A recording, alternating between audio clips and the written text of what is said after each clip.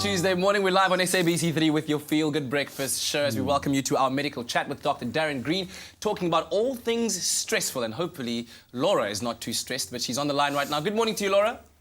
Hi, Kat, how are you? Very, very well, thank you. What is your comment or your question? Mine, if I go into a thinking, then I go into a stress mode, then my body burns and my head burns. When you say burns, are you describing kind of an increase in your body temperature so you start... No. Describe that burn. sensation. It's a burn. It's just like a burn. What do you make of that, doctor? So she describes basically an altered sensation on the skin, you know, burning, that sensation. And often people, when they do become stressed and they start hyperventilating, you get funny sensations on the skin, including things like tingling, pins and needles on the skin, on the scalp, and so forth. Often it can have a close relationship with the sebaceous glands or with the sweat glands, which are directly influenced by your autonomic nervous system.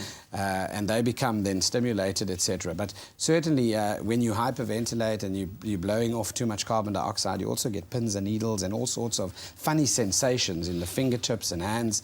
So stress can cause that, and sometimes you're not even aware of the fact that you are stressed and blowing off too much carbon dioxide.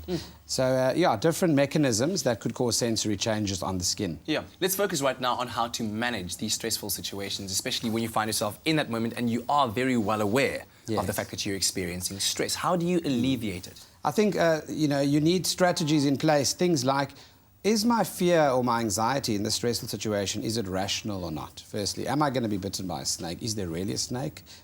And can the spider kill me or not?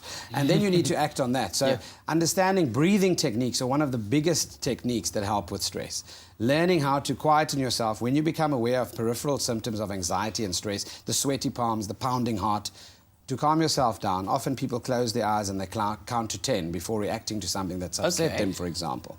So breathing techniques right at the top of the list. Then, obviously, you need to look at distraction or taking yourself out of a situation.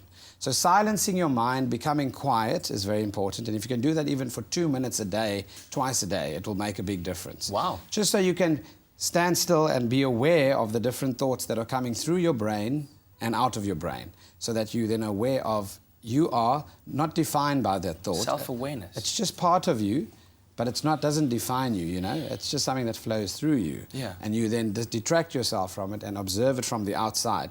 So understanding those kind of things, you'll hear of techniques like mind-body stress release, traumatic stress release programs that have been utilized. But action and planning is right at the top of the list as well. So not overcommitting, learning to set boundaries in your life, learning to say no. Don't overpromise so that you underdeliver. All these basic principles of good self-leadership are what decreases stress in people's lives, combined with the health aspects of sleeping enough and fueling your body with the right fuel. Yeah, learning what your non-negotiables are so That's you know where you're flexible in life. Did you know that you have the second least stressful job in South Africa? No, I didn't actually.